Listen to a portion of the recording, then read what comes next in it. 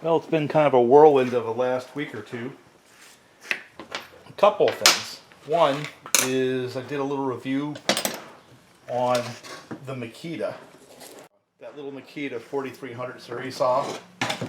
And I got a lot of grief about, it's China and all this and that and everything else. When it comes to a company like Makita, they've been in the business of selling quality hand tools for quite some time. And being a former manufacturing engineer many years ago, what I recognized was it wasn't the location, it was the control of the materials and the manufacturing tolerances and the manufacturing process that really counted. So what I'm going to say is with these Makita products, it really doesn't matter where they're built, just so long as Makita, the corporation, keeps track of those very same things, the materials, manufacturing tolerances, and stuff like that. And if they do that, it doesn't matter where on the planet their products are built, they're going to have a fairly good repeatability on the quality that they're looking to get with their designs and their manufacturing designs. I guess that's a long way of saying that whether it's built in China or Japan or Germany, it doesn't really matter.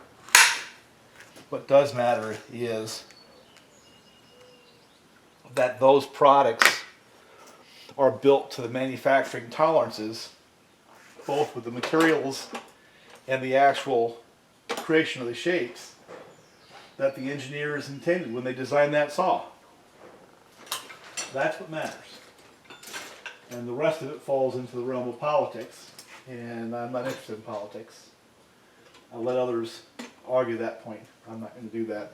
I just want to look at stuff face value as I see them versus try to get to that next level of discussion on this channel. And that's the last time you'll ever hear me make that conversation, make that point. Now, this is an old girl. This is a Jonsered 70E.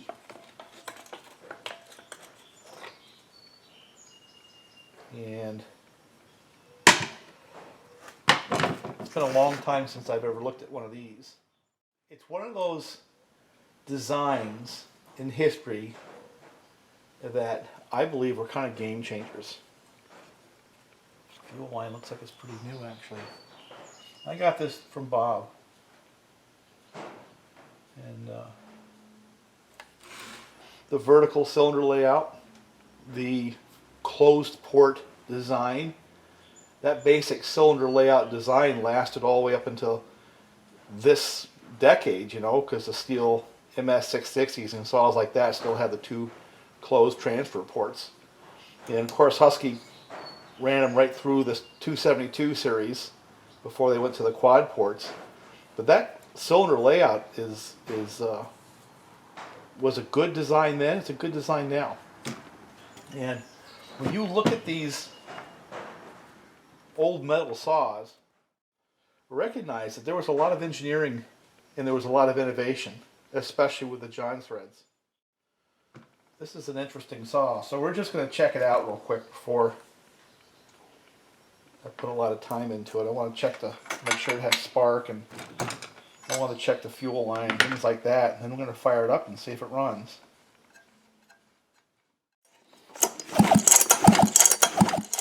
So that's the first and most important issue with a saw this age is, does it have spark? And that one happens to have spark. Let's just take a quick look at the condition of the fuel line, fuel filter. The fuel line feels solid and that fuel filter looks clean. So yeah, I don't think there's a problem with that. That's the second issue.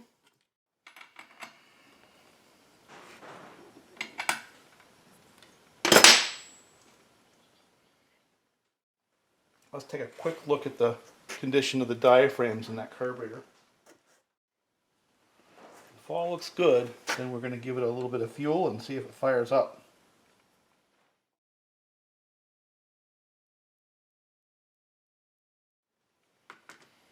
A little dirty in there, but in general I think it just needs to get wet. So let's give it a little bit of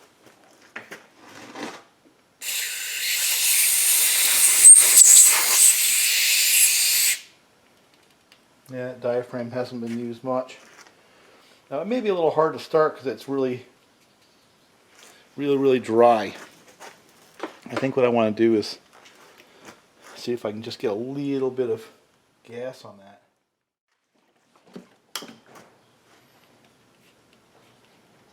Get a little bit damp.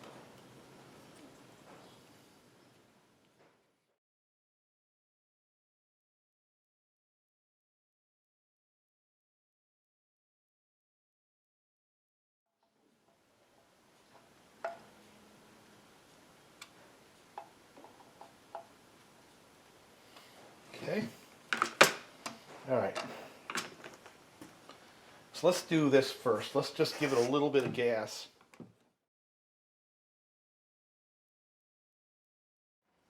Okay. That's what that does.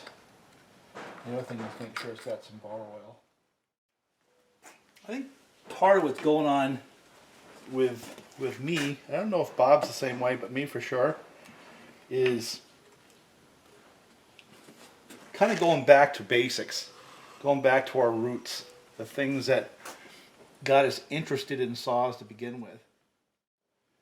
And for me, that was getting the old saws to run. I mean, that was a challenge in itself. And actually, in my case, it's a derivative of getting old outboards to run. But long before I was doing the chainsaws, I used to take old Mercury outboards and kind of make them run. And it would be fun to go get a beater, you know. We call that now a junk pile build, and basically I'd hammer them apart and new rings and hone the cylinders and things like that. Carb kits, if they had internal diaphragms and bits and pieces, or just simply fuel pump kits, and try to make them run. I did that quite a bit, and we're going to get back to doing that. Well, saws like this Jonsered right here, are they're sort of in that category to me, you know, where to make it run and operate the way it was designed is fun. And that's almost as much fun to me, if not as much fun, as doing actual modifications. You've got to be a mechanic. And these old saws, they kind of were the evolution that spanned like the old Homelite McCullochs into the modern saws. This is like one of the first modern saws in my mind with the way it's laid out. And yeah, it's not as smooth and slick and efficient as the new modern saws with the plastic all over the place, but these engineers did a good job of breaking the ground. Okay, we're going to give it a choke, and I believe it's got spark. See how many pulls it takes to get this thing going.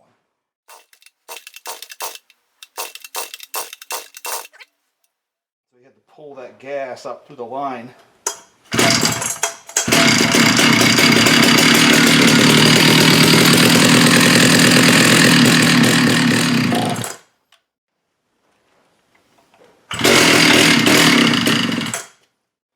Let's see what we have for carb settings. That's about where it should be. Give it a shot with a choke.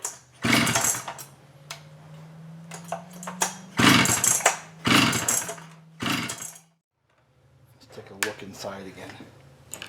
See if we're getting gas up to there.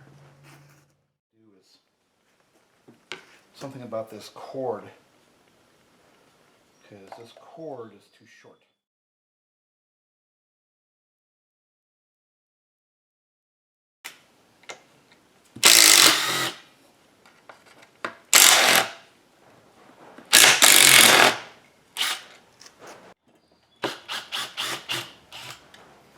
This thing is handy.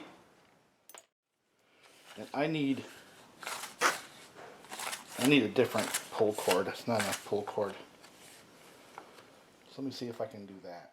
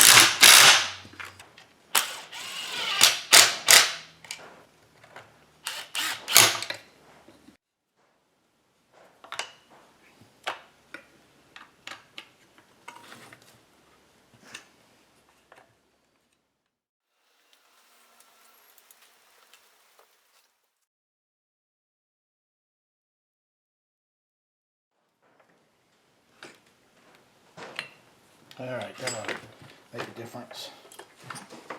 Alright, let's see if we can get this to fire now. Get a chance to dry out some.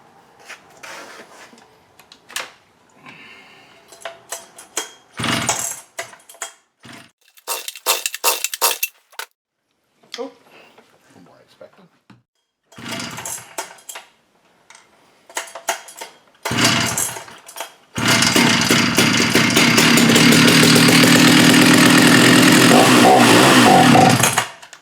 Yeah, that's carburetor.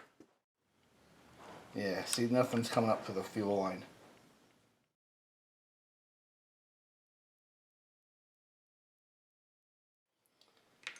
Let's take a look inside this old Tillotson. See, what happens is that sticks sometimes, the little needle sticks, and doesn't let the gas get in there. Actually really common with Homelites. You know, like my old 925, if it sits for too long.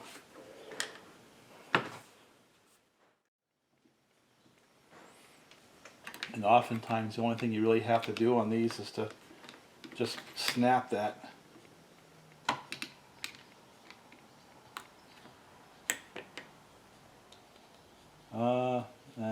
That diaphragm. Yep, did you see that? When I pushed down on that, that actually went snap, because that needle was stuck in there. It wasn't gonna release. Maybe we got to pull that out and possibly replace it. So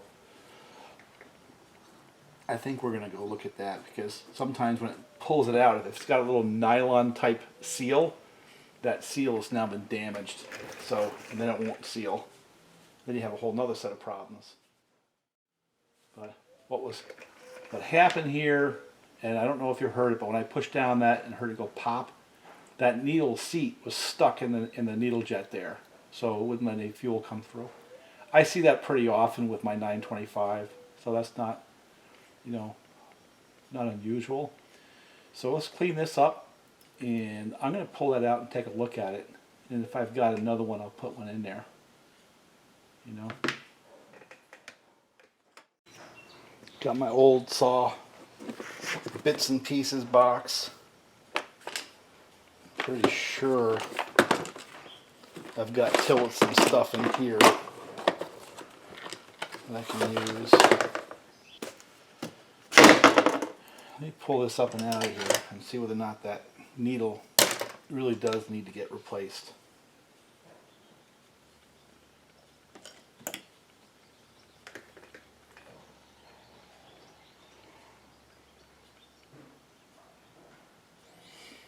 I don't know if you can tell, but it's got sort of a plastic tip, and that's stuck. That's why it wouldn't run. Stuck down in its little jet there. I'm not sure what I have to replace it. I really don't know yet. This is the one. See, here's the problem. If you match these needles up and look very carefully, I don't know if the camera's going to pick it up. Even though they look the same, the one on your left, not the red one, is a little bit taller, which means it projects into the hole a little more. So if I put it in with the same metering lever, chances are it wouldn't work. So I'm going to have to take one out of this package.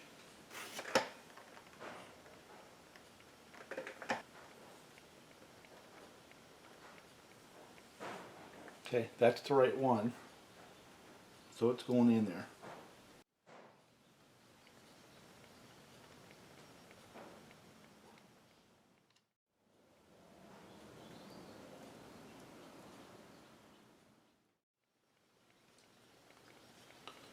Now these, some of them have and some of them don't, a little slot there. They want you to hook that into the metering lever. Always check to make sure it actually got in there, because that matters. Now hopefully, with all this said and done, this allows gas to get in there. We can tune this saw.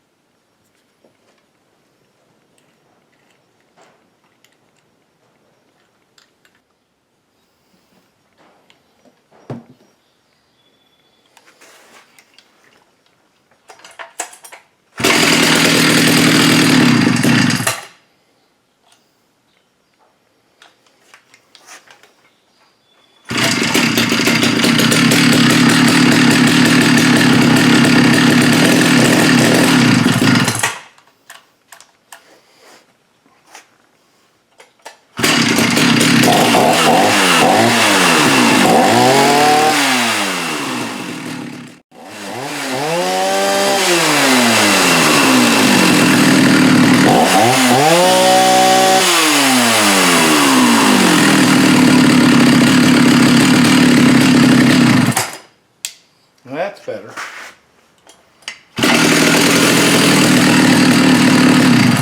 Alright, gaining. Let me blow the dirt out of here.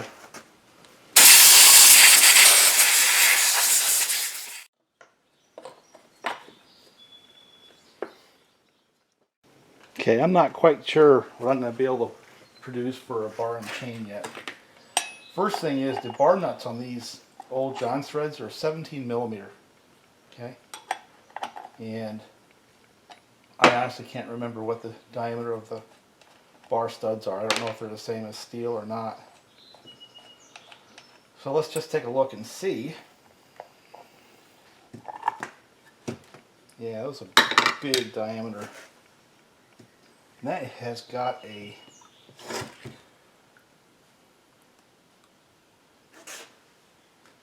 eight-tooth 3/8 sprocket on it. And I'm not sure what chain bar combo it has. Usually there's places you can read and see what it is. But that chain's whooped. So let's get this bar off of here first. Sandvik. Windsor. Boy, that's a heavy thing. Well, I'll tell you what, that tip is pretty rugged too. Look at that. That bar is pretty whooped. So let me see what I can come up with before we go a whole lot further on this. Well, I had to go back to my box of misfit chains to find some 48 Husky 48s, which is the 58 gauge chain, 58 thousandths. And I've got some bar options. I'm not sure which one we're going to pick. But I ran the 58s for a while. So I found two that look like they could be sharpened into a chain. This one looks alright. Let me see what this chain feels like in that bar.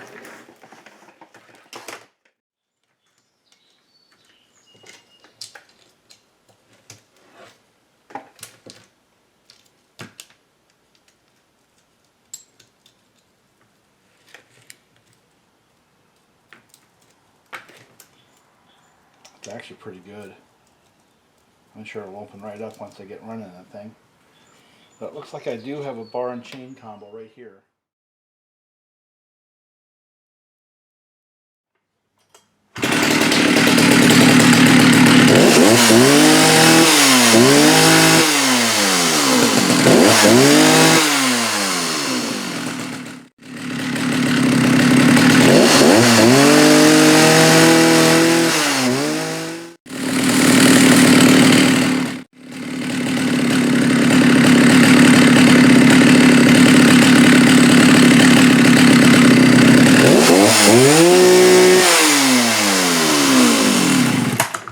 Alright, that's a little better.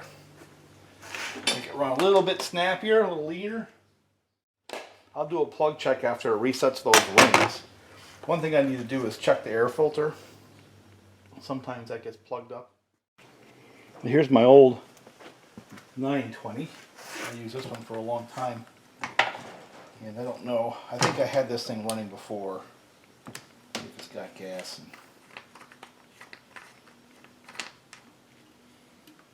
Doesn't have much.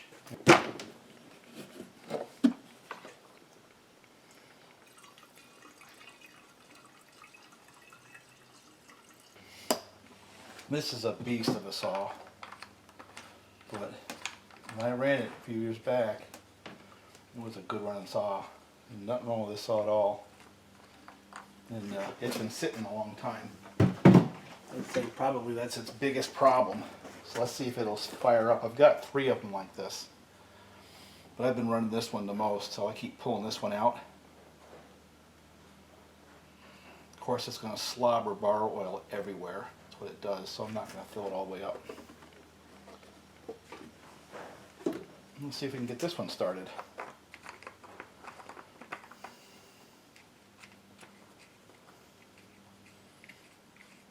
Now this is a little more modern in the way it's laid out, you know, more the way the plastic is than anything else, but the basic layout is the same aluminum housing that has the gas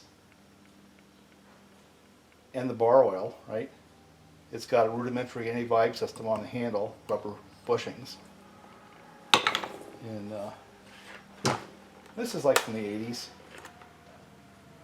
Let's see if I can get the fire.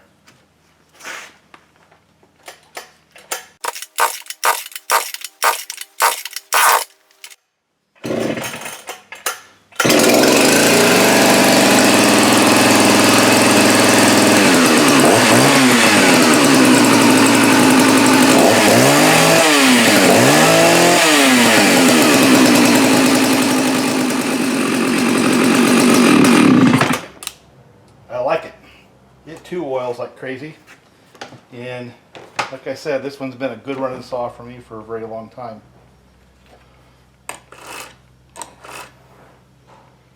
Lots and lots of bar oil. So I think this one goes in the truck.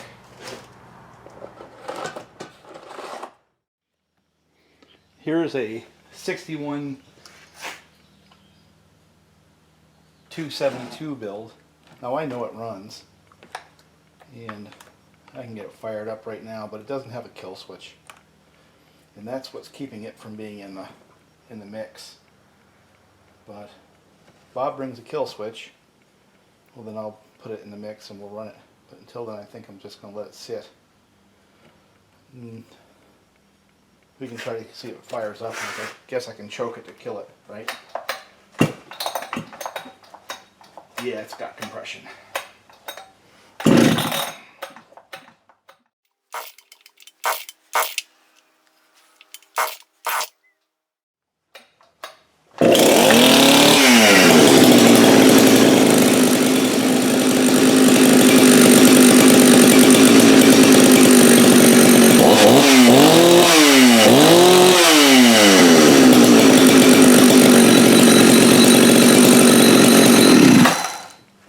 So it goes in the truck. This is one of my favorite saws of all time, by the way. I know it's goofy, you know. No doubt that it's a goofy saw and it's got its issues. But I ran it for a while doing firewood, and it worked pretty good, and it's certainly unique. And it's kind of got that busting out all over look, because I had to modify the cover to accommodate the 272 top end, which is larger than the open port 61 top end that came with it, you know. It went from 48 millimeter to 52 from an open port to a closed port top end. Good running saw. Definitely unique. So it's going in the truck. And then the last saw we're going to look at today, that one started running lean on me. That's the one I did most of the brush work on the hill with, getting ready for the road. So I've got a lot of time on it. And I never really did much to it, but it probably needs a fuel line or something like that. It's getting a little bit lean. Maybe it just needs to be tuned. But we're going to find out in just a minute. I mean, it's got good compression still, for the most part.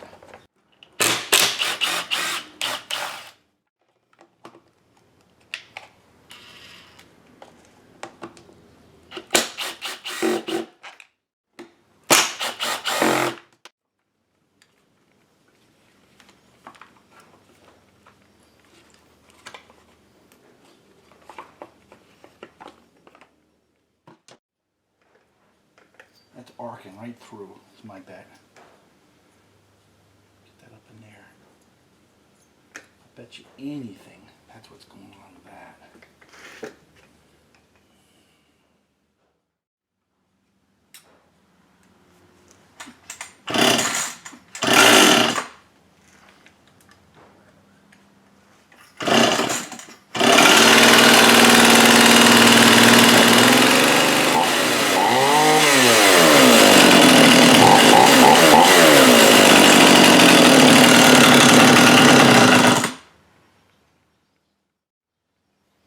If I didn't know any better, I'd say this thing here has a compression issue. I think what I probably ought to do on this is check its compression. Let's do that first.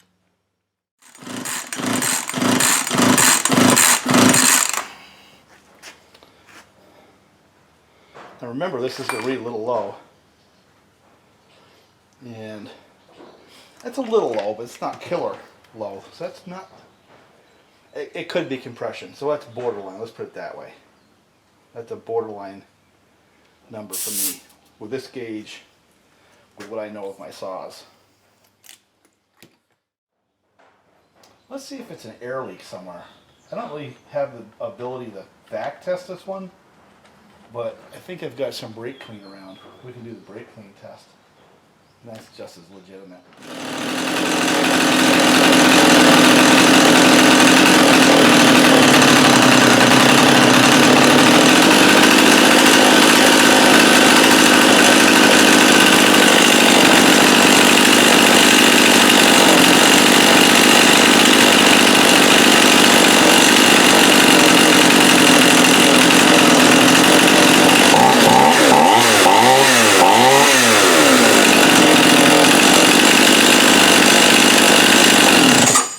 Okay, it's got okay compression. It didn't outright fail the brake clean test around the back of the carburetor and underneath the cylinder and on the bearings.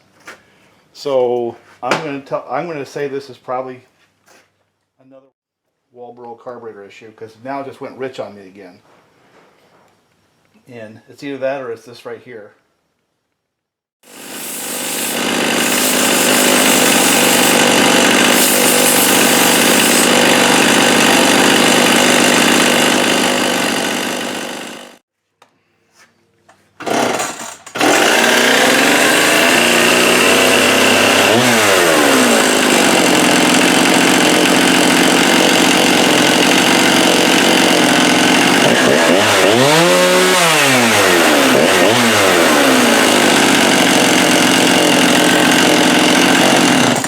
I think it's alright. I think we just run it. That's what's going to happen with that saw. just needs to get run. So that's it for today. I haven't decided if I'm going to take him up there and test cut him or not.